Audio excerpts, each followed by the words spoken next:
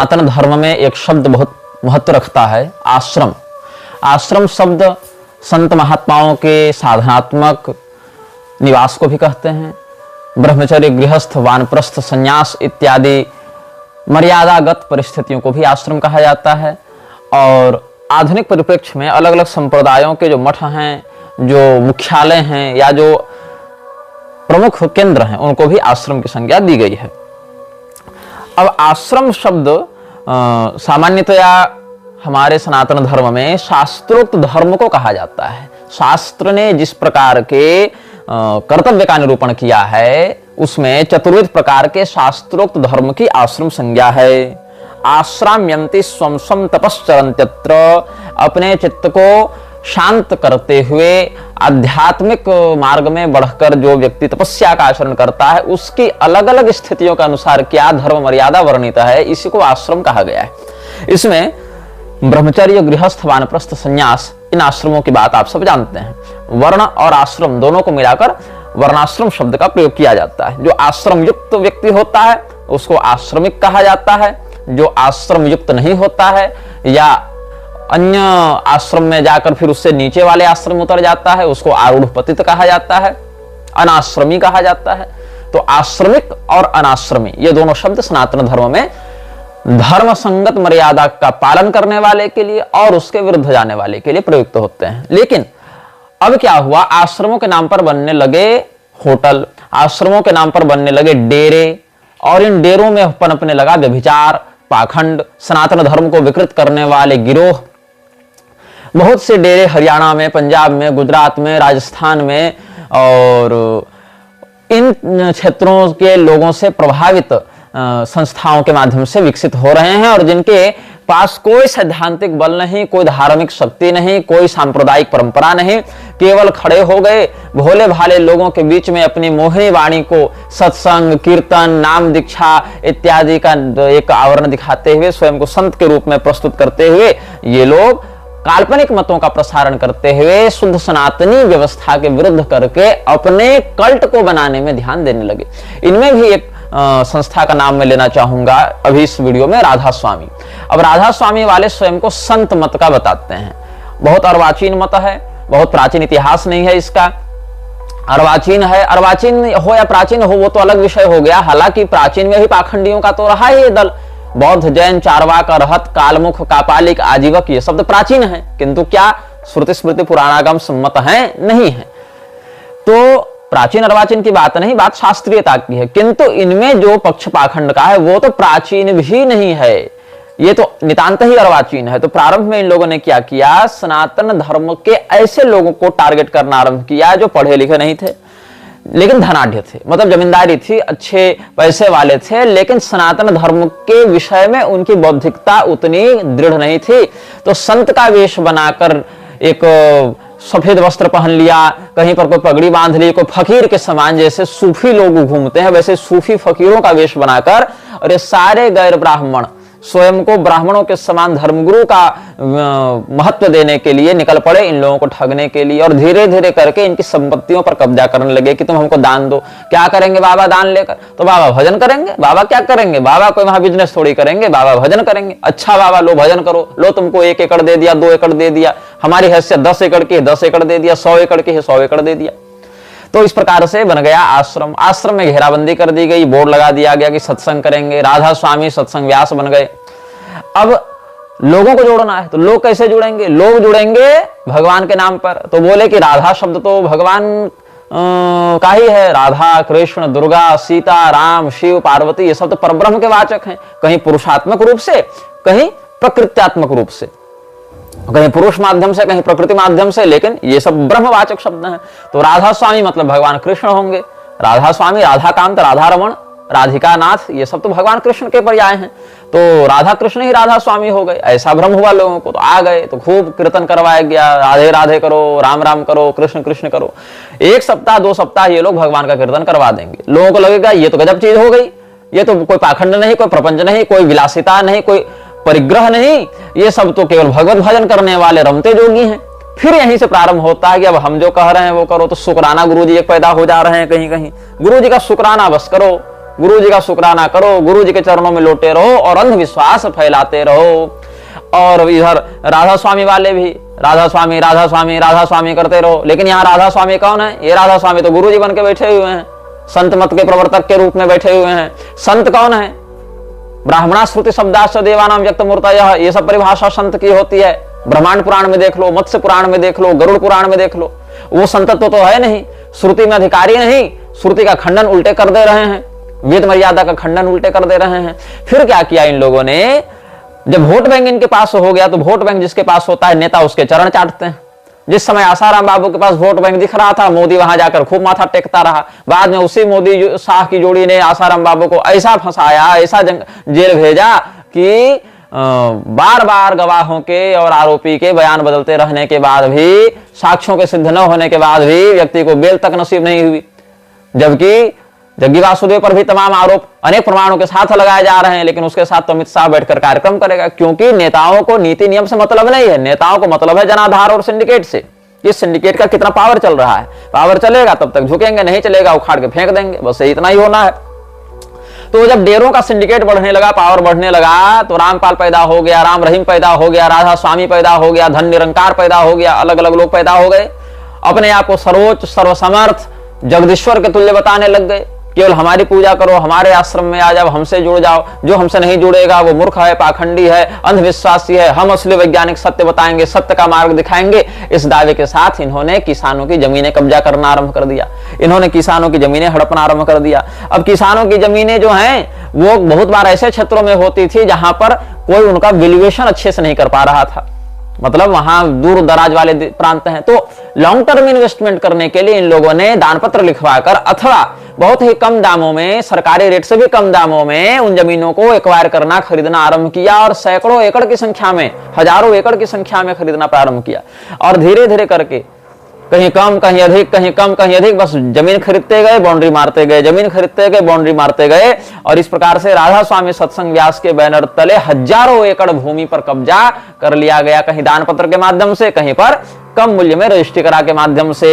और इन लोगों ने फिर क्या किया? अपना सत्संग व्यास का बोर्ड लगा दिया और वहां पर अपनी असत साहित्य को बेचना प्रारंभ किया, लोगों को मूर्ख बनाना प्रारंभ किया। तो क्या ये धर्म का प्रचार कर रहे हैं? नहीं। आप पढ़ें इनकी पुस्तकों को तो क्या कहते हैं ये लोग, जो राधा स्वामी सत्संग व्यास से अध्यात्म का मार्ग ये सब पुस्तक प्रकाशित है, उसमें आप देखिए 98, 99 ये सब में देखिए पृष्ठों में अध्यात्म का मार्ग प्रकाशित है और बहुत कुछ इन्होंने पुस्तकें लिखी हैं। फिर तीसरा पैरा, 6 लाइन, ये सब हमने यहाँ पर लोगों ने भी भेजा, हमने भी क्रॉस वेरीफाई किया। तो बहुत कुछ तो लोग भेजते हैं कि हमारे पास ये सामग्री है, इसको देखिए, ये सब बातें भी हैं। फिर हम उनको पढ़ते हैं, क्रॉस वेरीफाई भी करते हैं कि जो भेज रहा है वो सामग्री सही है कि गलत है, या उसमें और कोई प्रासंगिक बात तो नहीं, या फिर कहीं कोई असंदर्भित बात तो नहीं। तो जब हम देखते हैं कि ये बातें पुष्ट हैं और इन बातों का संबंध हमें समझ में आता है, तब उन बातों को भी जोड़कर हम बता देते हैं। बाकी हमको जो अपने शोध से बताना है वो तो हम बता ही रहे हैं, लेकिन अगर उसी शोध से जुड़ी हुई कोई ऐसी बात भी कोई प्रामाणिक रूप से बताता है तो हम उसको भी सम्मिलित करते हैं। तो इन्होंने क्या लिखा है कि प्राचीन धर्म ग्रंथों में वेदों का विशेष स्थान है, इन्हें सबसे प्राचीन धर्म ग्रंथ माना जाता है। शताब्दियों पहले जब वेदों को लिखित रूप नहीं दिया गया था, शायद संस्कृत वर्तमान अस्तित्व में नहीं थी तब, और संस्कृत वर्णमाला भी तब अस्तित्व में नहीं थी, शायद संस्कृत वर्णमाला तब अस्तित्व में नहीं थी। उस समय वेदों को इतना पवित्र माना जाता था कि पिता अपने पुत्र को मौखिक रूप से कान में धीरे धीरे इस तरह वेदों का ज्ञान देते थे कि कोई दूसरा न सुन सके। हालांकि वेद अपने ज्ञान तथा प्राचीन ग्रंथ दोनों के कारण पूजनीय है। बहुत अच्छी बात है, लेकिन यहाँ पर एक आपत्तिजनक बात क्या है कि इसके अनुसार वेदों को तब लिखा गया, तब बताया गया या तब रचना की गई, लिखा गया तो नहीं कह सकते, क्योंकि इन्होंने स्पष्ट किया कि संस्कृत वर्णमाला का अस्तित्व तब नहीं था। तो भैया तुम बोल रहे हो तो वर्णमाला के बिना बोल ले रहे हो, बिना व्याकरण के बोल ले रहे हो, बिना शब्द विन्यास और व्याकरण शब्दानुशासन के ही तुम बोल ले रहे हो, बिना वर्गों का ज्ञान हुए, बिना वर्णों का वर्गीकरण किए हुए तुम बोल ले रहे हो। अस्तु, चलो इनके कुतर्क को मान भी यदि लें राधा स्वामी वालों को, तो केवल मौखिक रूप से संवाद हो रहा था और लिखित रूप से संवाद नहीं हो रहा था। मतलब कि क को कैसे लिखना है, लिपिबद्ध रूप से किस वर्ण को किस आकृति से संकेत करना, ये नहीं था। चलो मान लिया दुर्जनतोष न्याय से, श्रुति शब्द है, बोलते गया पिता और सुनते गया पुत्र, प्राप्त हो गया। लेकिन आगे देखो कैसे इस प्रकार से लोगों को भ्रमित करते हैं। आगे कहते हैं, परंतु यह भी सत्य है कि संत मत, मतलब राधा स्वामी मत, आध्यात्मिक दर्शन शास्त्र की सबसे प्राचीन विधि है जो वेदों से कई युग पहले अस्तित्व में आ गई थी। मतलब वेद अनादि पौरुषेय नहीं है, वेद तो अर्वाचीन है, राधा स्वामी मत ही प्राचीन है। ये इन लोगों का कुतर्क सुन लो। आगे देखो क्या कहते हैं। फिर भी आगे इस बात में संदेह है कि इसकी प्रतिष्ठा केवल वेदों से भी पुराना होने के कारण होती, तो आधुनिक विचार इसकी ओर ज्यादा ध्यान नहीं देते। आजकल संत मत की इतनी अधिक महत्ता है जो, क्योंकि यह प्रामाणिक सत्य है। मतलब वेदों की जो ये लोग काल गति बताते हैं, वे लोग वेदों का समय निर्धारण करते हैं, उससे पहले राधा स्वामी को बताते हैं और कहते हैं कि राधा स्वामी मत इतना प्राचीन है, इतना विशुद्ध है, इतना तत्व निरूपक है कि आजकल के बड़े बड़े विद्वान भी इसको मानने के लिए विवश हो गए हैं। अरे भैया, वो विद्वान ही नहीं है जो मान रहे हैं, वो तो लोक विलासिता में फंसे हुए जड़मती लोग हैं जिनको शास्त्रीयता का शकार भी ज्ञात नहीं है। अब वेदों के विषय में क्या कह रहे हैं कि ऋग, यजुः, साम, अथर्व ये सब 4 वेद हैं और वेदों को समझने में वही मुश्किलें सामने आती हैं जो अन्य धर्म ग्रंथों को समझने में। अब यह निश्चित करना कठिन है कि इनके मूल रूप में क्या लिखा है, आगामी शताब्दियों में इनमें वेदों में क्या जोड़ा गया और क्या वास्तविक था। पिछली शताब्दियों में, कई शताब्दियों में उसमें बहुत कुछ जोड़कर उनमें फेर बदल कर दिया गया। मतलब इसके अनुसार क्या है कि वेद तो बाद में लिखे गए, राधा स्वामी मत पहले था, लेकिन बाद में जो वेद लिखे गए उसमें भी जो एक पहला एडिशन निकला होगा ऋषियों के द्वारा, वो भी विशुद्ध अब हमको प्राप्त नहीं होता, बल्कि उसमें भी जोड़ जोड़कर अपनी बातें डाल दी गई हैं लोगों के द्वारा। तो ये कितना असांप्रदायिक और अपसिद्धांतगत विषय ये लोग प्रसारित कर रहे हैं। फिर क्या कहते हैं, दुर्भाग्यवश इस ज्ञान में ऐसा भी जोड़ दिया गया, दुर्भाग्यवश इस ज्ञान में ऐसा भी जोड़ दिया गया जो आध्यात्मिक उन्नति में सहायक नहीं। वेद उन लोगों के लिए लिखे गए थे जो आध्यात्मिक रूप से ज्यादा उन्नत नहीं थे। मतलब ऋषियों ने जब वेद लिखा तो उन लोगों के लिए लिखा जो मंदबुद्धि हुआ करते थे, इनके अनुसार जो आध्यात्मिक रूप से उन्नत नहीं थे, ऐसा ये लोग दावा कर रहे हैं। आध्यात्मिक सत्य को स्पष्ट करने के लिए इन लोगों को मानवीय संबंधों को उदाहरण देना जरूरी था। अगर हमारे पास ऋषियों के श्लोक भौतिक, मतलब यहाँ पर लिखित होगा, भौतिक व शुद्ध रूप में होते तो निस्संदेह आज हमारे पास मनोहर आध्यात्मिक साहित्य होता। वेद बड़े स्पष्ट रूप से शब्द ध्वन के बारे में बताते हैं। वेदों में से नाद कहा गया है। वेद की रचना करने वाले ऋषियों को पवित्र नाद के कुछ स्तरों का अनुभव था, मतलब पूरा नहीं, वेद की रचना करने वाले ऋषियों को कुछ स्तर का अनुभव था, राधा स्वामी वालों को पूरा है।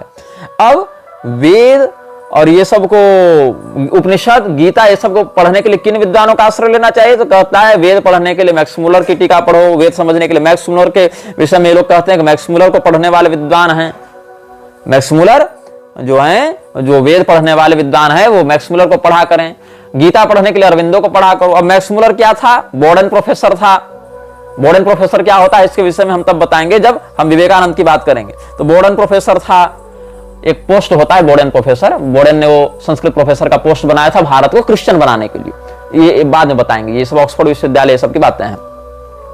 तो मोनियर विलियम्स और मैक्स मुलर में झगड़ा चल रहा था इसी पद को लेकर। ये सब चुनाव 1860 ईस्वी में हुआ था। ये सब पर हम बाद में बताएंगे बोर्डन प्रोफेसर क्या होता था। तो मैक्स मुलर लोगों को क्रिश्चियन बनाने के लिए ऐसा कर रहा था, उसी को पढ़ने की सलाह ये लोग दे रहे हैं।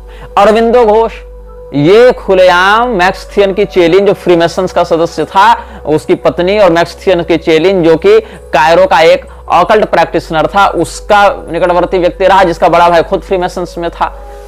तीसरी बात, रॉबर्ट ई ह्यूम का उपनिषद भाष्य पढ़ लो। ये सारे ईसाई, अंग्रेज या इनसे जुड़े हुए लोगों को पढ़ने के लिए राधा स्वामी कहता है। मतलब वेद को अगर पढ़ना है तो इनके दृष्टिकोण से पढ़ो, ईसाइयत की नजर से पढ़ो, ताकि तुमको शुद्ध ज्ञान मिलेगा नहीं। और फिर बताएंगे कि वेद तो कुछ नहीं भैया, ये तो प्रक्षिप्त ग्रंथ है, इनमें जोड़ तोड़ करके सब सिद्धांत विरुद्ध बातें डाल दी गई। और हमारे जो ऋषि वेद लिखे थे वो भी बहुत पहुंचे हुए नहीं थे, वो नाद के कुछ स्तरों को जानते थे, और बाकी और जो कम ज्ञानी है उनके लिए वेद लिख दिया गया। लेकिन राधा स्वामी मत तो अति प्राचीन है, और राधा स्वामी मत तो बहुत विशुद्ध है और अपरिवर्तित है, मतलब इसके रूप में कोई छेड़छाड़ नहीं हुई है। यही सब उपनिषदों का अनुवाद, ये सब जो है वो जो रॉबर्ट ह्यूम ने किया है, उसको ध्यानपूर्वक अध्ययन करना चाहिए उन लोगों के द्वारा जो उपनिषद के मर्म को जानना चाहते हैं। और जो षट संपत्ति की बात है शंकराचार्य जी के संप्रदाय में, उसमें षट संपत्ति के विषय में आप तब समझेंगे जब साधन चतुष्टय का, शम दम तितिक्षा उप्रति वैराग्य मुमुक्षत्व, ये सब जो विषय वहां पर पढ़ने में आएंगे, साधन चतुष्टय, इसके विषय में आप गूगल में सर्च करके सामान्य बातों को जान सकते हैं। उसमें अच्छे अच्छे लेख विद्वानों के आपको प्राप्त हो जाएंगे। षट संपत्ति, षडूर्मी संचय और या साधन चतुष्टय, इन सब विषयों में आप जान जाएंगे। तो तो ये कहता है मत वाला ये लोग कि हम इस बात पर बल देते हैं कि केवल ज्ञान से मुक्ति की प्राप्ति नहीं होती, ऋते ज्ञाना न मुक्ति वाला जो विषय है या ज्ञानात् संजायते मुक्ति ही, ये सब शास्त्रीय विषय, श्रुति स्मृति पुराणागम सम्मत विषय ये लोग नहीं मानते हैं। राधा स्वामी के शरण में आने से मुक्ति हो जाएगी ना, ज्ञान से कैसे हो जाएगी इन लोगों को। और कहा हम प्रणव ओंकार से भी अधिक शब्दों को अपने पास रखते हैं, ब्रह्मलोक से भी आगे की बात रखते हैं, करते हैं, तो मुमुक्षत्व जो है वही थोड़ा काम का विषय है, बाकी तो सब बेकार है। शम दम तितिक्षा सहनशीलता सब बेकार है, केवल मोक्ष की कामना सही है, लेकिन मोक्ष भी ज्ञान से प्राप्त होता है, ये बात गलत है। ये राधा स्वामी वाले कुतर्क कर रहे हैं, और ऐसे कुतर्कों से भरे हुए इनके बहुत से साहित्य और बहुत से उपदेश आपको यूट्यूब पर भी प्राप्त हो जाएंगे। तो ये लोग भूमाफिया हैं, ये लोग कोई संप्रदाय नहीं, कोई सत्संगी नहीं, कोई संत मत नहीं, ये लोग भूमाफिया हैं जो भोले भाले लोगों को मूर्ख बनाकर, उनको वैदिक मर्यादा के विरुद्ध भड़काकर ईसाइयत और अंग्रेजियत के चश्मे से वेदों को विकृत करते हुए अपनी बकवास लोगों के मन में डालकर मृच्छराज के बल को बढ़ाने में लगे हुए हैं। ये इन लोगों का पाखंड इस प्रकार से हमने बताया। ब्रह्मा कुमारी भी ऐसी एक संस्था है जो लोगों से उनकी संपत्तियां हड़प लेती है। कैसे? उन लोगों को एक ज्योति का ध्यान करने के लिए कहती है। जैसा कि हम बता चुके हैं कि मृच्छराज भी अपने अनुयायियों को ज्योतिष स्वरूप का ही ध्यान करके अपने गुलाम के रूप में बदल देता है, अपने स्लेव के रूप में उनको कन्वर्ट कर लेता है, जिसका उनको पता भी नहीं चलता कि हम वस्तुतः किस एंटिटी के गिरफ्त में आ चुके हैं।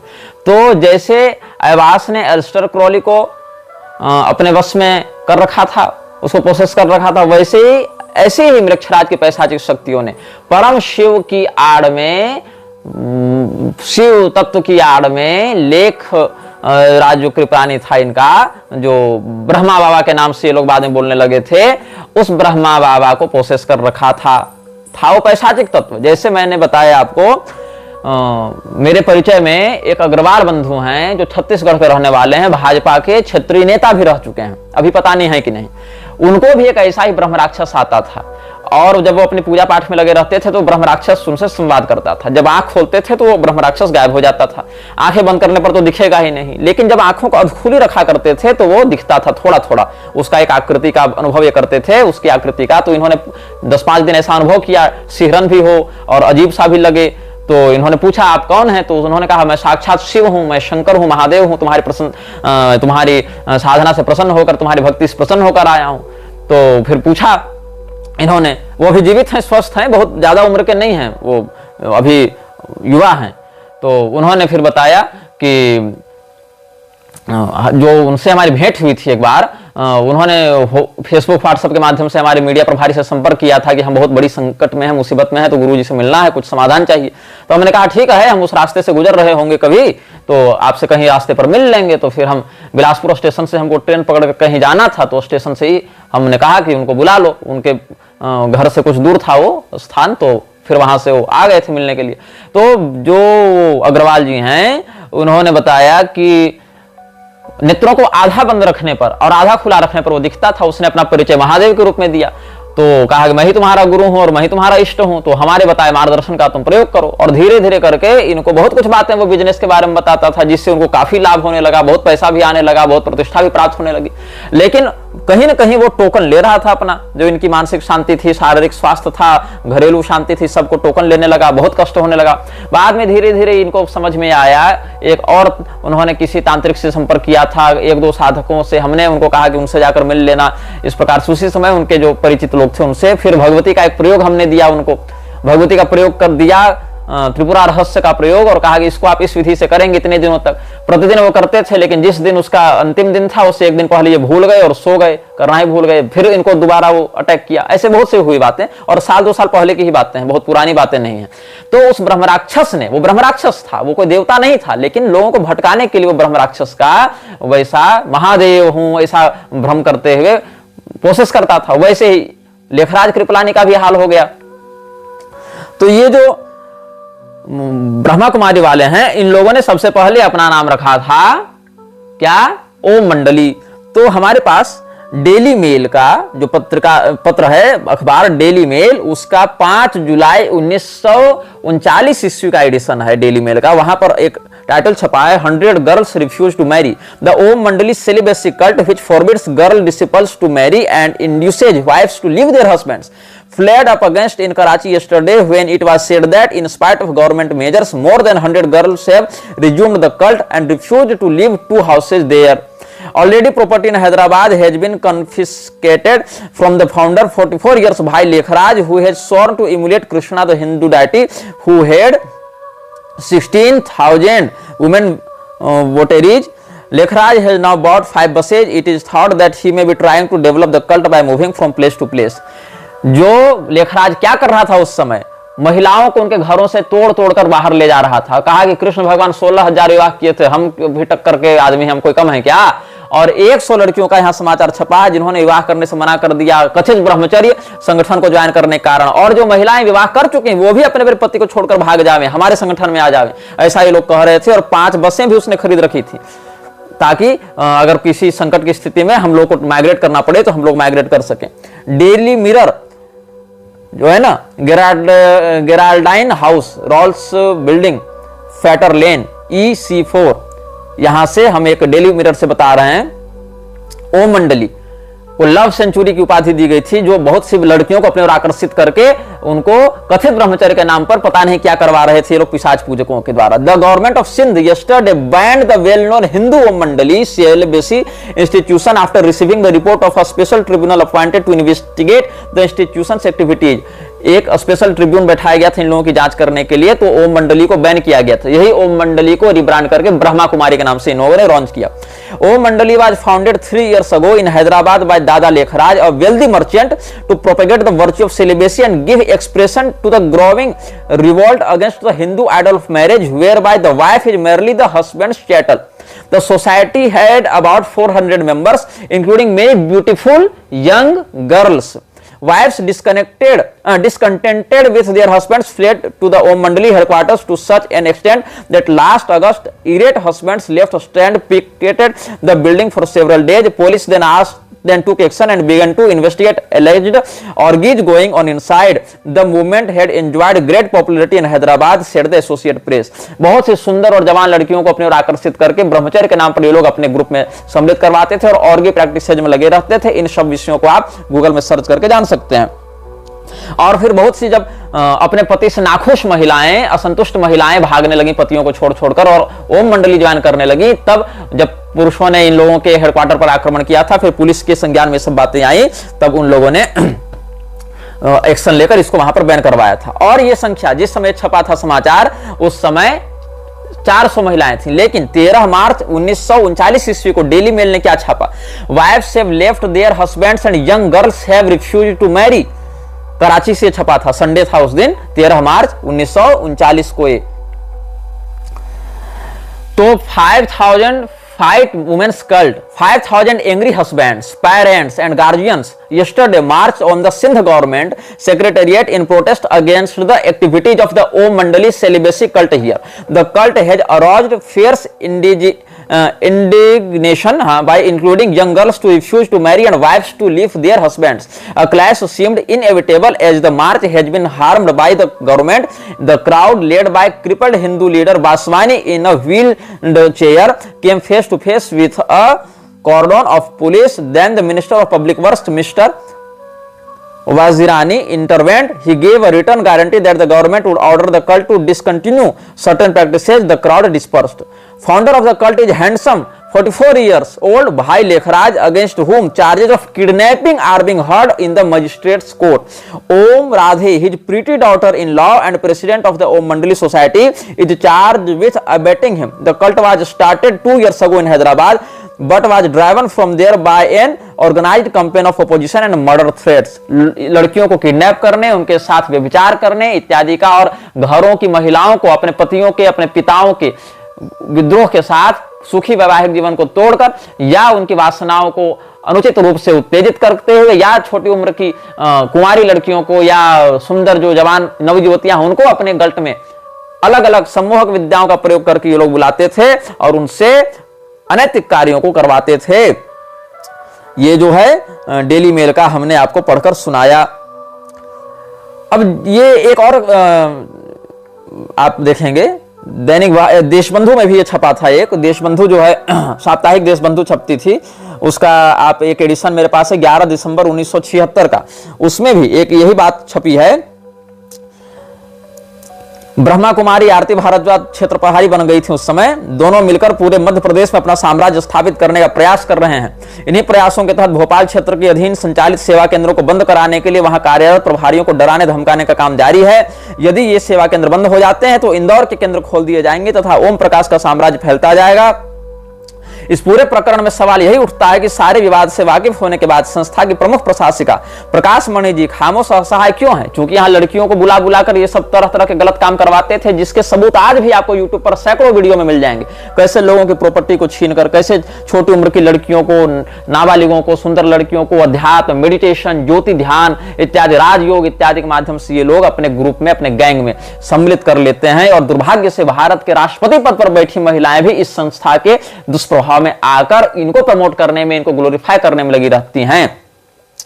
तो क्या हुआ कि वहां तो माफिया कल्ट चल रहा है, कार्टल चल रहा है, तो कार्टल पर जिसका दबदबा रहेगा वहीं पर राज उसका चलेगा। तो इसीलिए कहा गया है। यह शायद बहुत कम लोगों को पता होगा कि ब्रह्मा कुमारी संस्था पंजीकृत संस्था नहीं है, यानी ब्रह्मा कुमारी प्रजापिता विश्वविद्यालय के नाम से संस्था संचालित करने के लिए मुख्यालय की अनुमति आवश्यक नहीं। यही वजह है कि मुख्य प्रशासिका यदि ओम प्रकाश शर्मा को संस्था से निष्कासित करती हैं तो वे अपनी स्वयं की संस्था इसी नाम से चला लेंगे। आरती भारद्वाज और ओम प्रकाश मिलकर ब्रह्मा कुमारी को उसका जो मुख्य जो हाई टेबल था ब्रह्मा कुमारी में, उससे विद्रोह करके अपना एक अलग सिंडिकेट चलाने लगे थे। इसी पर यह समाचार छपा है। इस विवाद में मुख्य प्रशासिका का धर्म संकट यही है कि चंद ब्रह्मा कुमारियों का पक्ष लेकर वे ओम प्रकाश शर्मा के अधीन बसे साम्राज्य को अपने हाथ से जाने नहीं देना चाहती, भले ही ब्रह्मा कुमारियों को शिकायत कितनी भी सही हो। वर्तमान में स्थिति यह है कि ब्रह्मा कुमारी संस्था पर जिसका जोर चलेगा वही काबिज रहेगा, जिससे यह सब गंवारा नहीं, वे अपनी राह बदल सकते हैं। कुल मिलाकर प्रजापिता लिखते हैं ऐसे, ब्रह्मा कुमारी विश्वविद्यालय में ईश्वरीय साधना या उपासना नहीं बल्कि धन संपत्ति व साम्राज्य विस्तार का संघर्ष चल रहा है, जिसे बचाए रखने की व्यवस्था ने संस्था की मुख्य प्रशासिका जो प्रकाश मणि थी उस तक को खामोश कर दिया है। ये साप्ताहिक देशबंधु में छपा हुआ समाचार था। और दैनिक भास्कर ने 13 दिसंबर 1986 ईस्वी को इंदौर से शनिवार को ये 40वें वर्ष का 357वां अंक जो छपा था, वहां पर एक आर्टिकल छापा है दैनिक भास्कर ने, वही मैं पढ़कर आपको सुना दे रहा हूं। ब्रह्मा कुमारियां छली जा रही हैं, उनके साथ ब्लैकमेल किया जा रहा है, ज्योति बिंदु स्वरूप परमात्मा के नाम पर वे पीटी जा रही हैं, धार्मिकता गायब हो चुकी है। इंदौर जोन पूरी तरीके से अधार्मिक कृत्यों में संलग्न है। वहां की ब्रह्मा कुमारियां प्रपंचों में फंस चुकी हैं। ज्योति बिंदु को सब कुछ बताकर नई जिंदगी शुरू करने का दर्शन उन्हें ब्लैकमेल करवाने को बाध्य कर रहा है। यह सब उन ब्रह्मा कुमारियों ने कहा है जो जैसे तैसे जोन की परिधि से बाहर भागी हैं। उनका मत है कि ब्रह्मा प्रजापिता ब्रह्मा कुमारी ईश्वरीय विश्वविद्यालय के सिद्धांत जितने पुनीत है उसके लोग उतने ही गलीज हैं। अब सिद्धांत तो पुनीत है नहीं, इनको क्या सिद्धांत के बारे में पता था? सिद्धांत ही गलीज है तब तो लोग गलीज हुए ना। सिद्धांत कुछ है नहीं, बकवास है कि 5,000 साल का चारों युग होता है, हर 5,000 साल के बाद घटना रिपीट होती है। ब्रह्मा विष्णु महेश से बड़े हमारे लेखपाल दादा हैं, लेखराज दादा हैं, और 84 बार मनुष्य योनि लेनी है, और एक बार जो मनुष्य बना वो अगले जन्म में फिर मनुष्य बनेगा, फिर मनुष्य बनेगा, और एवरेज निकालें तो 5,000 साल में 84 बार मनुष्य बनेगा। तो एवरेजली देखें तो 60 साल से अधिक किसी की उम्र हो ही नहीं सकती है। तो ये सारी बकवासों को भर के इन लोगों ने पैशाचिक मतों के माध्यम से केवल संपत्ति बटोरो और वो जो अनाम लक्ष्य की ज्योति है उससे लोगों को जोड़ो, बस यही इनका है काम। तो ये आगे अखबार में लिखता है कि जो तथ्य सामने आए हैं उससे लगता है कि ब्रह्मा कुमारियों का इंदौर जोन भी उसके निर्देशक ओम प्रकाश शर्मा के स्वार्थ पूर्ति का केंद्र बनकर रह गया है। बताया जाता है कि शर्मा ने संस्था की बुनियादी नीति, नियमों व सिद्धांतों को ताक में रखकर अनेक ब्रह्मा कुमारियों के जीवन को बर्बादी के कगार पर पहुंचा दिया है। आरोप है कि संस्था में उठी उचित विरोध की आवाज को दबाने के लिए ओम प्रकाश भाई जी बहनों के साथ मारपीट, भोजन में जहर मिलाकर पागल कर देने, अनर्गल आरोप लगाकर बहनों को बदनाम करने, संस्था से बाहर जाकर अनिश्चित जीवन जीने के लिए मजबूर कर देने, से लगाकर गुंडों का सहयोग लेने जैसे हथकंडे अपनाते रहे हैं। अब तक व्यवस्थाओं और संस्थागत अनुशासन के कारण ब्रह्मा कुमारियां चुपचाप सहती रही हैं, किंतु निदेशक की दतियां अब उनकी सहनशक्ति से बाहर हो रही है। धर्मानुशासन के ताले टूट गए हैं। इंदौर जोन में पनपते फैलते कथित अधार्मिक माहौल के प्रतिकार के सिलसिले की शुरुआत करने का साहस किया है 42 वर्षीय ब्रह्मा कुमारी पुष्पा श्रीवास्तव, 33 वर्षीय पद्मा बहन और भ्राता सुरेंद्र जैन ने। इंदौर जोन के निदेशक ओम प्रकाश शर्मा के अमानवीय कृत्यों का सुस्पष्ट ब्यौरा प्रधानमंत्री को प्रेषित करके इन लोगों ने न्याय की गुहार की है। विगत 16 वर्षों से प्रजापिता ब्रह्मा कुमारी ईश्वरीय विश्वविद्यालय की नियमित सदस्य और 13 वर्षों से संस्था के प्रति तन मन से समर्पित ब्रह्मा कुमारी पुष्पा श्रीवास्तव द्वारा प्रधानमंत्री राजीव गांधी को भेजे गए शपथ पत्र के अनुसार युवतियों और महिलाओं को ब्रह्मा कुमारी बनने के लिए उकसाया जाता है और संस्था के प्रति समर्पित होने वाली बहनों को अपने घर से नगद रुपया, सोना, चांदी, जेवर, बर्तन और अन्य कीमती चीजें राजी से या चुरा कर लाने के लिए बाध्य किया जाता है। खुद पुष्पा बहन ने समर्पण के समय, सोच लो कब का है, 80-90 के दशक का समाचार है। तो क्या कह रहा है, 15-25 रुपये नगद, 10 तोला सोना और 8,000 रुपये मूल्य की सामग्री इंदौर जोन को अर्पित की थी। धन व अन्य संपदा लेते समय आश्वासन दिया जाता है कि विपत्ति काल में या जरूरत पड़ने पर आपको वापस लौटा दिया जाएगा। तब तक इस धन का विस्तार ईश्वरीय संदेश के विस्तार धन का उपयोग तब तक इस धन का उपयोग ईश्वरीय संदेश के विस्तार हेतु किया जाएगा, किंतु बाद में आवश्यकता अनुसार मांग करने पर कुछ भी नहीं लौटाया जाता। बहने व भ्राता ऐसी दशा में कुछ नहीं कर सकते, क्योंकि धन लेते समय किसी भी प्रकार की रसीद अथवा प्रमाण पत्र नहीं दिया जाता। देखो गौर करना, आज भी ये सारा सिंडिकेट, ये जो माफिया कार्टेल चला रहा है इन लोगों के द्वारा, उसका यही मोनोपोली का नियम रहा है, जो कि बहुत से अभी के भी ब्रह्मा कुमारी के चंगुल से भागे लोग सार्वजनिक रूप से व्यक्त करते रहे। यूट्यूब में बहुत से ऐसे इंटरव्यू आपको मिल जाएंगे। शपथ पत्र में आरोप है कि संस्था को समर्पित ब्रह्मा कुमारियों को इंदौर जोन के निदेशक इस निर्देश के साथ अपने अधीनस्थ सेवा केंद्रों पर तैनात करते हैं कि वहां आध्यात्मिक उद्देश्य से आने वाले ईश्वरीय सदस्यों से ईश्वरीय सेवा के नाम पर अधिकाधिक चंदा वसूल कर इंदौर भेजे। संस्था मुख्यालय के निर्देश नहीं होने के बावजूद जोन इंचार्ज ने प्रत्येक ब्रह्मा कुमारी को निश्चित अवधि में निश्चित धनराशि अनिवार्य रूप से इंदौर कार्यालय भेजने के निर्देश दे रखे हैं, जिसका पालन न करने पर अथवा कम राशि भेजने पर ब्रह्मा कुमारी को प्रताड़ित किया जाता है, उनको उसे अक्षम व बागी करार दिया जाता है तथा बार बार विभिन्न केंद्रों पर भटकाकर मानसिक यातनाएं दी जाती हैं। शपथ पत्र में कहा गया है कि इंदौर जोन के अधीनस्थ 30 सेवा केंद्रों से ब्रह्मा कुमारियों के द्वारा एकत्रित कर टैक्स जो वसूल रहे थे, इंदौर जोन को भेजे गए बगैर हिसाब के धन में भी 30 सेवा केंद्रों से ब्रह्मा कुमारी द्वारा एकत्रित कर इंदौर जोन को भेजे गए बगैर हिसाब के धन में भी जोन निदेशक ओम प्रकाश और प्रशासिका आरती बहन 60 गांठ कर भारी गोलमाल करते हैं। संस्था का नियम है कि प्रत्येक सेवा केंद्र से प्राप्त धन का हिसाब एक निश्चित प्रारूप के फॉर्म व रजिस्टर में दर्ज करके मुख्यालय माउंट आबू भेजा जाना चाहिए, किंतु ऐसा होता नहीं। निदेशक ओम प्रकाश मुख्यालय को धोखा देने के लिए अपने जोन के प्रत्येक सेवा केंद्र पर दोहरा हिसाब रखवाते हैं और चंदे के रूप में प्राप्त मोटी रकम डकार जाते हैं। यह भी आरोप है कि ओम प्रकाश ने ब्रह्मा कुमारियों द्वारा सेवा केंद्रों से एकत्रित चंदा राशि के दम पर न्यू पलासिया इंदौर में लाखों की लागत से ओम शांति भवन के नाम पर जोन मुख्यालय का निर्माण करवाया। इस भवन में इंदौर नगर निगम की अनुमति लिए बिना गैरकानूनी रूप से एक विशाल तलघर, एक बेसमेंट भी बनाया गया है। पता नहीं उस तहखाने में क्या चल रहा था।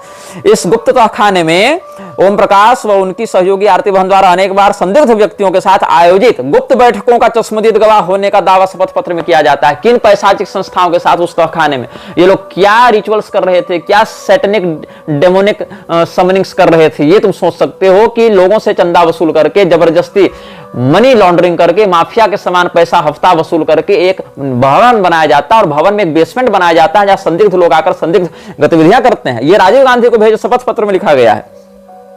यह भी कहा जाता है कि अपने जोन को साम्राज्य मानकर उसके विस्तार की अति महत्वाकांक्षा में इंदौर जोन निदेशक ने अपने पड़ोसी जोन भोपाल व जयपुर के अनेक सेवा केंद्रों को बंद करवाकर अपने जोन के सेवा केंद्रों की स्थापना हेतु कई हथकंडे अपनाए, जिसमें दूसरे जोन की ब्रह्मा कुमारियों को भगाने के लिए, उन्हें डराने धमकाने, केंद्रों को खाली करवाने के लिए, आवास स्वामी को भयभीत करने, सेवा केंद्रों का ताला तोड़कर कब्जा कर लेने, गुंडों का सहयोग लेने तथा सामान फेंकवाने जैसे कृत्य भी शरीक हैं। भोपाल जोन के निदेशक महेंद्र भाई व जयपुर जोन के अनेक बहनों ने समय समय पर ओम प्रकाश की गलत हरकतों के विरुद्ध शिकायतें की हैं। विरोध का दमन आगे कैसे, शपथ पत्र में वर्णित तथ्यों के अनुसार ओम प्रकाश की गलत हरकतों व अनुचित व्यवस्थाओं के विरुद्ध अनेक बार विरोध पनपा है, परंतु पंजाब से आए ओम प्रकाश जी साम दाम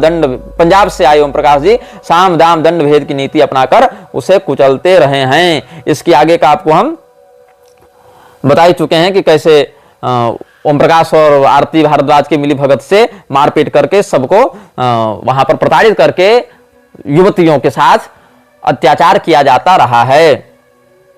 ऐसे ही दैनिक भास्कर इंदौर का आगे देखिए क्या वर्णन है कि उनके अधीन कार्य करने वाली 60 से अधिक ब्रह्मा कुमारियों में अधिकांश को उन्होंने ही समर्पित करवाया है, अतः संस्था के बजाय व्यक्तिगत रूप से उनके प्रति समर्पित हैं। ओम प्रकाश जी अपने विरोधियों के सफाई हेतु बखूबी उनका उपयोग करते हैं। ब्रह्मा कुमारियों ने विरोधी व्यक्ति के खिलाफ झूठे आरोप पत्र भिजवाने, चारित्रिक लांछन लगाने तथा संस्था मुख्यालय पर प्रधान दादी प्रकाशमणि के समक्ष अपने पक्ष में समर्थकों का प्रदर्शन करवाने जैसे काम किए जाते हैं। इतने पर भी उद्देश्य पूरा न हो तो खिलाफ बोलने वाले व्यक्ति के विरुद्ध ब्रह्मा कुमारियों से पुलिस में झूठी रिपोर्ट दर्ज करवाने, गुंडों से पिटवाने व अपने उच्च संबंधों का फायदा उठाकर विभिन्न अड़चनों में उलझा देने जैसे कृत्य जोन निदेशक के लिए मामूली बात है। अन्याय के बावजूद खामोशी से उसे सहने और जोन निदेशक का समर्थन करने की एक प्रमुख वजह निदेशक ओम प्रकाश द्वारा ब्रह्मा कुमारियों व भ्राताओं को किया जाने वाला ब्लैकमेल है। संस्था की व्यवस्था के अनुसार प्रत्येक समर्पिता ब्रह्मा कुमारी का साप्ताहिक व भ्राता को पाक्षिक चार्ट भेजा जाता है। इन चार्टों में एक निश्चित प्रारूप के कुछ सवालों के जवाब देना होते हैं। भ्राताओं को भेजे जाने वाले पाक्षिक प्रपत्र में प्रश्न क्रमांक 6 एवं ब्रह्मा कुमारियों को भेजे जाने वाले साप्ताहिक चार्ट में क्रमांक 5 में वर्णित सवाल के जवाब में ब्रह्मा कुमारी व भ्राता को यह बताना पड़ता है कि आपके द्वारा मनसा वाचा कर्मणा क्या भूले हुई, जबकि ख भाग में यह पूछा जाता है कि आपने अपने साथियों को कौन सी भूलें करते हुए देखा और सुधार के लिए आपने क्या किया। इस प्रारूप को भरने के पीछे उद्देश्य यह है कि प्रत्येक ब्रह्मा कुमारी व भ्राता अपनी भूले में पाप स्वीकार कर शिव बाबा को समर्पित कर दें, मतलब कन्फेशन करवाएं। नियमानुसार जोन में आए इस चार्ट को बगैर पढ़े जला दिया जाना चाहिए, मतलब हमने कन्फेस कर दिया, शिव जी को पहुंच गया, फिर बिना पढ़े उसको जला देना चाहिए। परंतु आरोप है कि जोन निदेशक ओम प्रकाश प्रशासिका आरती बहन चार्ट को खोल करने को पढ़ते हैं, बल्कि उन्हें जलाने के बजाय भूलों के पत्रों को संभाल कर रखते हैं तथा जरूरत पड़ने पर हस्तलिखित भूलों के आधार पर ब्लैकमेल करते हैं। शपथ पत्र के अनुसार जोन निदेशक ओम प्रकाश के गलत हथकंडों में सहभागी बनने से इंकार करने पर खुद ब्रह्मा कुमारी पुष्पा श्रीवास्तव को उनका कोप भाजन बनना पड़ा और वह आज इतनी प्रताड़ित हो चुकी हैं कि आत्महत्या के बारे में सोचने लगी हैं, क्योंकि 42 वर्ष की उम्र में अब समाज में वापस लौटकर सामान्य जीवन जीने की तमाम संभावनाओं के द्वार बंद हो चुके हैं। पुष्पा बहन के अनुसार मार्च 83 ईस्वी के मार्च में उन्हें जोन के नीमच केंद्र पर नियुक्त किया गया। इस समय इंदौर में भवन निर्माण के लिए अधिकाधिक धन एकत्र करने का आदेश थे, जिसकी पूर्ति हेतु कोशिशें कर पुष्पा बहन ने उस समय 75,000 की नकदी, सीमेंट, पत्थर आदि का सहयोग करवाया। किंतु इस कार्य में प्रमुख अवरोध यह आया कि नीमच के सेवाधारी कार्यकर्ता इस बात के खिलाफ थे कि नीमच से एकत्र किया गया पैसा इंदौर में खर्च हो। इस बारे में नीमच केंद्र के प्रमुख निष्ठावान सेवाधारी कार्यकर्ता सुरेंद्र जैन के नेतृत्व में कुछ भ्राताओं ने संस्था मुख्यालय माउंट आबू जाकर यह मंशा जाहिर की कि नीमच से एकत्र धनराशि को इंदौर भेजने के बजाय नीमच में ही ओम शांति भवन के निर्माण में लगाया जाए। मुख्यालय को इस बात पर कोई आपत्ति नहीं थी, किंतु ओम प्रकाश भाई जी को अपने एक छत्र साम्राज्य में यह घोर दखलंदाजी का कार्य लगा और उन्होंने पुष्पा बहन को निर्देश जारी किया कि वह सुरेंद्र जैन पर गंदे आरोप लगाकर नीमच पुलिस थाने पर रिपोर्ट दर्ज करवाएं, लेकिन वह ऐसा नहीं कर पाई। अवज्ञा से क्रोधित ओम प्रकाश ने किसी बहाने पुष्पा भवन को जोन मुख्यालय ओम शांति भवन इंदौर बुलवाया और एक कमरे में बंद कर बाहर ताला डाल दिया। 4 दिन तक बगैर खाना पानी के उन्हें उसी स्थिति में कैद रखा गया। उन पर अनर्गल आरोप लगाए गए। ओम प्रकाश की समर्थक बहनों ने पुष्पा बहन के साथ मारपीट की और स्वयं जोन निदेशक ओम प्रकाश जी और प्रशासिका आरती बहन ने आतंकित किया और मानसिक यातनाएं दी। जैसे तैसे अपने भाई के हस्तक्षेप से पुष्पा बहन अपनी मां के पास पहुंच पाई और वहां से सीधे संस्था मुख्यालय माउंट आबू जाकर प्रमुखा दादी प्रकाश मणि के समक्ष अपने साथ हुए तथा इंदौर जोन में चल रहे अत्याचारों का ब्यौरा पेश किया। दादी जी ने ओम प्रकाश भाई जी को बुलवाया और सभी को संस्था की बदनामी का वास्ता देकर विवाद समाप्त करने की समझाइश की और पुष्पा बहन को पुनः नीमच केंद्र की इंचार्ज बनाकर भेजा। 33 वर्षीय पद्मा बहन ने भी अब अपनी जबान खोली है। उनके शपथ पत्र में वर्णित स्थितियां बेहद मार्मिक और अमानवीयता का कच्चा चिट्ठा है। पद्मा बहन पिछले 13 वर्षों से संस्था के नियमित सदस्य तथा 76 ईस्वी में संस्था को समर्पित हुई। समर्पण के समय पद्मा के माता पिता व भाइयों द्वारा जीवन निर्वाह के लिए दिया गया 11 तोला सोना, लगभग 10,000 नगद, उपयोग हेतु स्वेटर बुनने की मशीन, 2 गैस चूल्हे, हजारों के बर्तन व कीमती गोटे किनारी कपड़े पद्मा ने सभी कुछ संस्था को सौंप दिए। उन्हें कोई रसीद इंदौर जोन से नहीं दी गई। पद्मा बहन द्वारा प्रधानमंत्री को भेजे गए शपथ पत्र में वर्णित तथ्यों के अनुसार समर्पण के बाद और से तक उनके मन में ओम जी के प्रति श्रद्धा रही, किंतु धीरे धीरे उनकी असलियत उजागर हुई। अनेक बहनें इनकी शोषणवादी प्रवृत्ति व धन संग्रहण हेतु भारी दबाव से घबराकर घर लौटने लगी। इसी समय एक प्रकरण और सामने आया। शपथ पत्र में कहा गया कि ओम जी द्वारा वरिष्ठ ब्रह्मा कुमारी प्रकाश निवासी गुड़गांव को, यहां पर लाइन बदल गई है, मैंने गलत पढ़ दिया। शपथ पत्र में कहा गया कि ओम जी द्वारा वरिष्ठ ब्रह्मा कुमारी प्रकाश निवासी गुड़गांव को भोजन में धीमा जहर खिलाया गया, जिसके परिणाम स्वरूप ब्रह्मा कुमारी मरी तो नहीं, किंतु वह पागल हो गई और 3 माह तक ग्वालियर पागल खाने में उसका उपचार हुआ। बाद में ओम जी ने प्रकाश को भगा दिया और अपनी विश्वास पात्र ब्रह्मा कुमारी आरती भारद्वाज को मुख्यालय से स्वीकृति लेकर जोन इंचार्ज बनवा दिया, ताकि मनमानी करने में आसानी हो। ब्रह्मा कुमारी पुष्पा श्रीवास्तव के शपथ पत्र में उल्लेख कई आरोपों की पुष्टि पद्मा बहन के शपथ पत्र से होती है। पद्मा बहन के अनुसार पुष्पा को कई दिनों तक ओम शांति भवन इंदौर में ताले में मतलब बंद करके भूखा प्यासा कैद रखा गया। इसके बाद 2 अक्टूबर 1985 को ओम जी ने ब्रह्मा बहन को एक पद्मा बहन को एक पुड़िया देकर उसे आटे में मिलाने और उसकी रोटी बनाकर पुष्पा को खिलाने के निर्देश दिए। जहर की आशंका के कारण पद्मा ने यह काम करने साफ मना कर दिया। इसके बाद मार्च 86 में पद्मा को पुनः ओम जी ने नीमच जाने तथा वहां के सेवा केंद्र पर कार्यरत पुष्पा बहन को मारने और त्रास देने को कहा, किंतु पद्मा ने फिर मना कर दिया। 2 बार आदेशों की अवहेलना के कारण ओम जी क्रुद्ध हो गए। पद्मा पर भी जुल्मों का सिलसिला शुरू हो गया और कई सेवा केंद्रों में इधर उधर भगाया गया, बदनामी के प्रयास किए गए, संस्था से निष्कासन की धमकी दी गई। तनाव के कारण पद्मा गंभीर रूप से बीमार हो गई, वैवाहिक जीवन जीने के योग्य न रहे और ऐसी व्यवस्था में संस्था में ही जुड़ी रहे। यह वाकया मई 84 का बताया गया है। अब पद्मा बहन के शपथ पत्र से यह तथ्य भी उजागर होता है कि मौका पड़ने पर ओम जी हर संपर्क का उपयोग अपने फायदे के लिए करते हैं। प्रलोभन व प्रताड़ना की नीति जब सुरेंद्र जैन को दबा नहीं पाई, तब ओम जी ने अलग रणनीति बनाई। इसके लिए मध्य प्रदेश के मुख्यमंत्री मोतीलाल वोरा के भाई गोविंद लाल वोरा का उपयोग किया। गोविंद लाल वोरा के ब्रह्मा कुमारी संस्थान से बेहद अच्छे संबंध हैं और वह रायपुर केंद्र की ब्रह्मा कुमारी कमला जी से बहुत प्रभावित है। अब तो रायपुर छत्तीसगढ़ की राजधानी बन गई, उस समय नहीं बना था। पद्मा के शपथ पत्र के अनुसार ओम जी ने कमला बहन को रायपुर से इंदौर बुलवाया और पद्मा की मौजूदगी में निम्न श्रेणी शिक्षक के पद पर कार्यरत सुरेंद्र जैन का स्थानांतरण नीमच से दूर दराज के क्षेत्र में कराने की योजना बनाई गई। तदनुसार गोविंदलाल बोरा के संबंधों का लाभ लेकर भ्राता सुरेंद्र जैन का स्थानांतरण नीमच से 150 किलोमीटर दूर बुधनिया करा दिया गया। सुरेंद्र जैन का कसूर यह था कि उन्होंने ओम जी द्वारा की जा रही अनियमितताओं, धन के घोटालों और बहनों के साथ हो रहे जुल्मों का सप्रमाण विवरण ब्रह्मा कुमारी आश्रम के मुख्यालय माउंट आबू में संस्था प्रमुख दादी प्रकाश वाणी तक पहुंचाया था।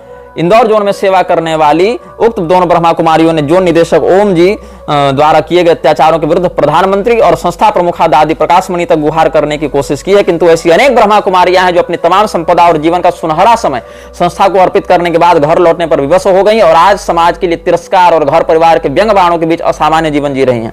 भ्राता सुरेंद्र जैन ने इस प्रतिनिधि को बताया कि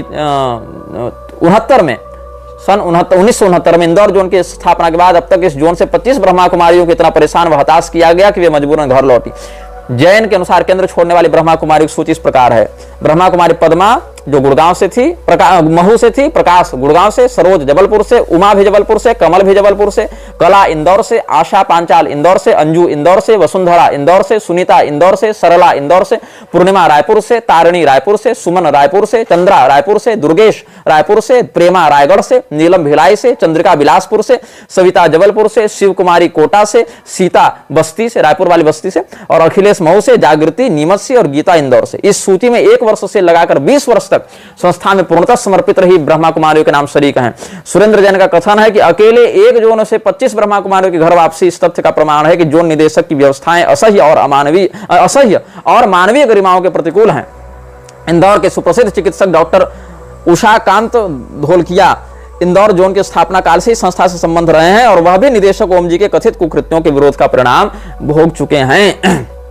ये सब हमने आपको उसी समय के कंटेम्प्रेरी पेपर कटिंग्स से पढ़कर सुनाया है, समझाया है। आप सभी यह जान लें कि ये ब्रह्मा कुमारी कोई आध्यात्मिक संस्था है ही नहीं। ब्रह्मा कुमारी सीधे सीधे माउंट आबू की भूमाफिया संस्था है जो लेखराज के द्वारा स्थापित की गई थी, जो लेखराज स्वयं को कृष्ण भगवान के सापेक्ष 16,000 लड़कियों का पति बनाना चाहता था और इन 16,000 नवयुवतियों को उनके विवाहिता होने के बाद भी या अविवाहिता होने के बाद भी, विवाहिता हो तो पति छोड़कर हमारे पास आ जाओ, कुमारी हो तो शादी नहीं करूंगी ऐसा संकल्प लेकर हमारे पास आ जाओ, लेकिन सुनो आओगी तो अकेले मत आना, खूब सोना चांदी गहना जेवर लाकर यहां पर लेकर आना और हमें दे देना और तुम इन सभी चीज से मुक्त हो जाना, अपना फ्लैट हमारे नाम कर देना, तुम इनसे मुक्त हो जाना, अपने गहने हमारे पास जमा कर देना, तुम इन चीजों से मुक्त हो जाना। और सरकारी जमीन को कैसे इन लोगों ने माउंट आबू में कब्जा किया है इस विषय पर भी लोगों ने हमें प्रमाण भेजे हैं और उस जमीन का जो प्रभाव है पॉश कॉलोनीज में या जंगल की जमीनें, पहाड़ की जमीनें, वन विभाग की जमीनें, सरकारी जमीनें, प्राकृतिक जमीनें, इनको ये सारी संस्थाएं कब्जा करके रखती हैं। लेकिन चूंकि नेताओं से इनका खूब बढ़िया उठना बैठना है, साठ गांठ है, नेता लोग वोट बैंक के लालची हैं और इनके पास जनाधार होता है, ऊपर से महिलाएं हैं, कौन भिड़ने जावे, 10 तरह के आरोप लगा देती हैं महिलाएं। इसीलिए इन लोगों के षड्यंत्र को दबाना सरकार के लिए अगर रुचि हो भी तो बहुत कठिन हो जाता है, उस समय की सरकारों के लिए भी, अभी के लोगों के लिए भी। बाकी रही हिंदुओं की बात, तो हिंदू तो इतना अधिक परंपरा विमुख हो गया है कि ऐसी माफिया कार्टेल चलाने वाली जो गिरोह वाली स्त्रियां हैं, संस्थाएं हैं, उनको भी संत मानता है, उनके भाषण करवाता है, ग्लैमर वर्ल्ड का प्रयोग करके उन समस्त ब्रह्मा कुमारियों जैसी संस्थाओं के आकर्षक मोहक व्यक्तित्व सम्मोहक शक्तियों का, पैशाचिक शक्तियों का आश्रय लेकर और उनके द्वारा जो सुंदर सुंदर लड़कियों को प्रस्तुत करके उनसे भाषण दिलवाया जाता है, उन सभी स्थानों पर लोग जाते हैं, आकर्षित होते हैं, उनके अनुयायी बनते हैं, अपनी संपत्तियां उनको सौंपते हैं। आगरा में, बागपत में ये सब का अलग अलग हमारे पास सुसाइड केस का प्रमाण उपलब्ध है। फॉरेस्ट लैंड कैप्चर कैसे किया गया था, कैसे ब्रेन वॉश किया जा रहा है, किरण बेहरा का मर्डर सुसाइड केस इत्यादि का हमारे पास प्रमाण उपलब्ध है। यहाँ पर बहुत कुछ है इसमें। और जो न्यूज कटिंग्स हैं, केस जो इन पर कितने सारे चल रहे हैं, भूमाफियाओं के, जो ग्वालियर केस है, भोपाल का केस है, कैसे हिंदू महिलाओं को ये लोग अपने संस्था से जोड़कर ब्रह्मा कुमारी संस्था को 14 से 20 साल की लड़कियों को अपनी ओर आकर्षित करने में बड़ी रुचि रहती है। क्या करते हैं ये लोग, ट्रेंड सुंदरियों को, युवतियों को, 14 से 20 साल तक की सुंदर कन्याओं को बहकाकर फांस कर ले उड़ते हैं, दूर देशस्थ अपने अड्डों में भेज देते हैं। धनिक युवकों को उन लड़कियों के माध्यम से फंसवाकर उनसे धन ऐंठ लेते हैं। साधारण लोग और अधिक आयु की प्रौढ़ा स्त्रियों को ये कम पसंद करते हैं, लेकिन जहां सुंदर लड़कियां उनको जल्दी लाओ और उनसे उन धनी लड़कों को अपने पास फंसवाओ जिनके पास अच्छा पैसा है।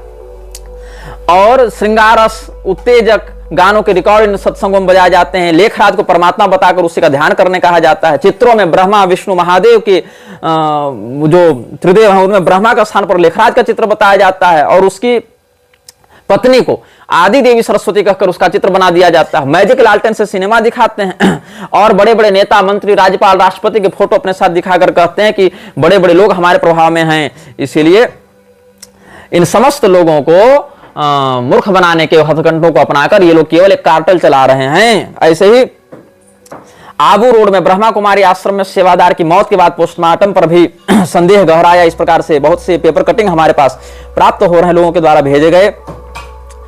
जितने भी ये सब ओम मंडली वाले गिरोह के लोग थे और कन्या समर्पण समाज ये लोग चला रहे हैं। पंचम सिंह नाम का जो दस्यु सम्राट नहीं था पहले, जो पहले खूब ब्रह्मा कुमारी का प्रचार करवाया, वो उसका भी आरोप रखा बाद में कि ब्रह्मा कुमारी संस्था के लोग धर्म और अध्यात्म के नाम पर मनोवैज्ञानिक तरीके से लोगों को अपने जाल में फंसाकर उनके जीवन का उपयोग करते हैं और मनगढ़ंत ज्ञान सुनाकर दान के नाम पर संपत्ति लूटकर खुद के लिए महलों जैसे आश्रम बनाकर ऐशो आराम के साधन जुटाते हैं। पंचम सिंह जो था उसको भी अलग अलग करोड़ों की संपत्ति ये लोग हड़प लिए, उसको भी ब्रेन वॉश करके अपने यहां बुला लिए और बाद में जब 1980 में जेल से रिहा होकर ब्रह्मा कुमारी ज्वाइन किया था, बाद में इसको दिया गया था कि आश्वासन की तुम्हारा हम हमेशा भरण पोषण करेंगे, लेकिन ये लोग उसका सारा पैसा लेकर उड़ गए। इसके भी बड़े सारे वीडियो, फोटो ये सब वायरल हुए थे, बहुत सारा इसका इंटरव्यू वायरल हुआ था और इसीलिए इसने कहा था कि जब पैसा पास था तो घर आते थे लोग, पैसा समाप्त तो हो गया तो आना जाना भी छोड़ दिए। इसीलिए ब्रह्मा कुमारी से बच्चियों को रखें दूर, जीवन होने से बचाएं, जीवन बर्बाद होने से बचाएं। ये पेपर कटिंग भी छपी हुई थी यहाँ पर। परम पिता परमात्मा और उनके दिव्य कर्तव्य नाम से लोग बीच भगवान विष्णु को और इधर अपना लेखराज को और उधर महादेव जी का फोटो छापकर कहता है ब्रह्मा कुमारी का गिरोह कार्टल कि ये जो लेखराज है यही असली ब्रह्मा है। तो इस प्रकार से ब्रह्मा कुमारी के विरुद्ध बहुत कुछ आपको ऑनलाइन भी मिल जाएगा, बहुत कुछ हमने भी बता दिया है, बाकी आप स्वयं भी शोध करके जान सकते हैं कि कैसे ये लोग शिव बाबा के नाम पर और स्वयं को हिंदू संस्था के रूप में प्रोजेक्ट करते हुए लक्ष्मी नारायण की फोटो कहीं लगाकर, कहीं शिव पार्वती का फोटो लगाकर, कहीं पर लेखराज और उसकी पत्नी को ब्रह्मा सरस्वती बताकर लोगों की संपत्ति को हड़पते हुए उनको यौन रूप से कुंठाग्रस्त बनाकर अमीर लोगों को फांसने के लिए राजयोग, मेडिटेशन, ईश्वरीय विश्वविद्यालय इत्यादि के नाम पर लोगों का यौन शोषण करते हुए, आर्थिक मानसिक शोषण करते हुए ये सारे लोग लगे हुए हैं मूर्ख बनाने में, धन दोहन करने में, कार्टेल चलाने में। और इन समस्त लोगों को इसी प्रकार से बहिष्कृत किया जाना चाहिए जैसा आप किसी भी आतंकवादी संगठन को बहिष्कृत करते हैं। इनका आतंकवाद बंदूक से नहीं दिमाग से चल रहा है ना, और उसके बाद ये कार्टेल चलाकर लोगों के पूरे बसे बसाए जीवन को उजाड़ने में लगे हैं। तो ऐसे राधा स्वामी, ब्रह्मा कुमारी जैसे अलग अलग भूमाफिया कार्टेल संस्थाओं से आप दूर रहें, अन्यथा वृक्षराज की शक्तियां ही आपके विनाश का कारण बनेंगी। यह वीडियो जल्द ही हटा दिया जा सकता है। कृपया थर्ड पार्टी ऐप्स का उपयोग करके डाउनलोड करें। आप इस वीडियो को अपने चैनल पर फिर से अपलोड भी कर सकते हैं।